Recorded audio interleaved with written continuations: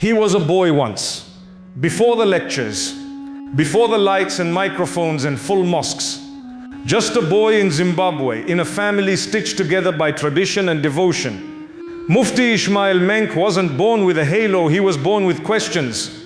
He watched his father lead prayers, his mother recite supplications under her breath, and he wondered if all of life could be read in the rhythm of the Quran. It wasn't always quiet, and it wasn't always peaceful. But in the echo of the early morning Kazan, something began to root itself inside him, the longing to understand. A young African boy in traditional Islamic clothes, gazing through a sunlit window in a modest Zimbabwean home, Quran resting on the floor in front of him. Emotional ambient African strings with soft atmospheric textures.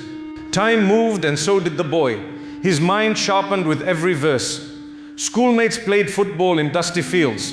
He studied tajweed. At 13, when most kids tried to outrun their shadows, he studied tajweed. Walking toward his studying under his father, memorizing chapters under a fading lantern. The Quran was not just text to him, it was breath.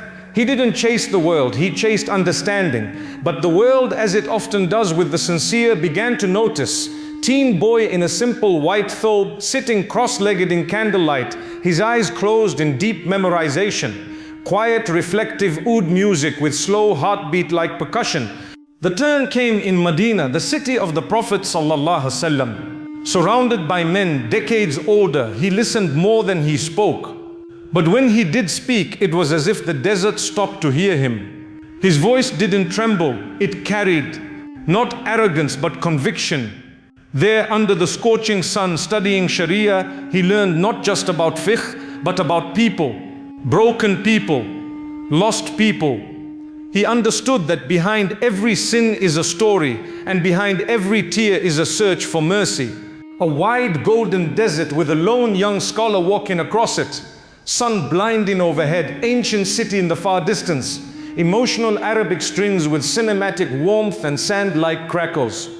Returning to Zimbabwe, he didn't return as a preacher, he returned as a servant. Not to the masses, but to the message. He refused the pedestal and walked with the people. His khutbahs were fire for the confused and water for the burning. He didn't condemn, he reminded. In villages where Qurans were passed down like heirlooms, he spoke to hearts, not egos. And they listened because he spoke in their language, not just of tongue, but of pain. A humble mosque in rural Africa during golden hour, people gathering outside as a charismatic imam addresses them with open hands. Soulful African percussion fused with Arabic neigh and cinematic undertones. Fame was never the goal, but it came, as it does to those who resist it. Viral videos, million-strong YouTube uploads. But while the world began to chant his name, he whispered a reminder, I am nothing without the Quran. It was never about him, it was about the message that saved him as a child. And so when fans asked for selfies, he smiled. When critics barked, he smiled. Because when your heart is held by Allah, no comment section can shake you.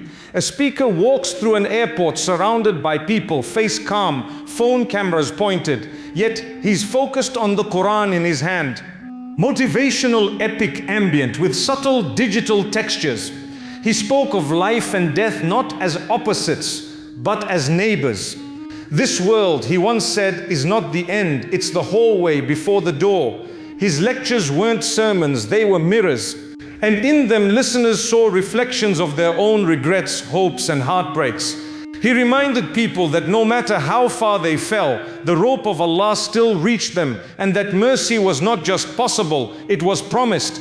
A large crowd in a massive mosque, many teary-eyed, listening intently as a calm speaker gestures toward the heavens. Deep cinematic ambient with slow reverberating bass and soft piano overlays. But even the strongest preachers bend. In quiet moments, Mufti Menk has spoken of his own tests, of the loneliness that follows fame, of the burden of guiding others while seeking guidance yourself. Behind the camera lights are shadows of exhaustion, yet he prays. He prays like a soldier limping home from battle, because the war for the soul never ends. And in every sajda he finds not escape but return. A lone figure in prostration under moonlight, inside a vast empty mosque, light filtering through stained glass, haunting prayer ambience with deep echoes and distant wind. And perhaps that is the essence of the Quranic circle, that we are born in submission, stray in distraction, suffer in silence, and return through surrender. Menk doesn't claim to be perfect. That's why people believe him. Because he doesn't sell paradise, he reminds you it's real. And no matter where you are in life, you're still part of the circle, still invited back, still seen by Allah, a circular frame shot of people from different races holding Qurans, surrounded by golden light shot from above, hopeful orchestral rise with soft vocal hums and swelling strings.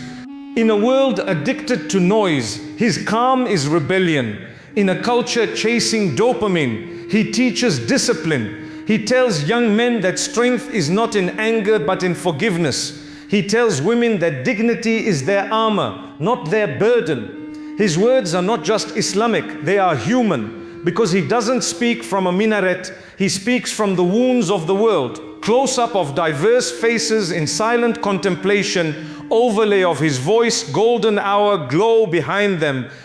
Cinematic spoken word, beat with heartbeat like thuds and light vocals. And when he speaks of death, there's no horror, only truth.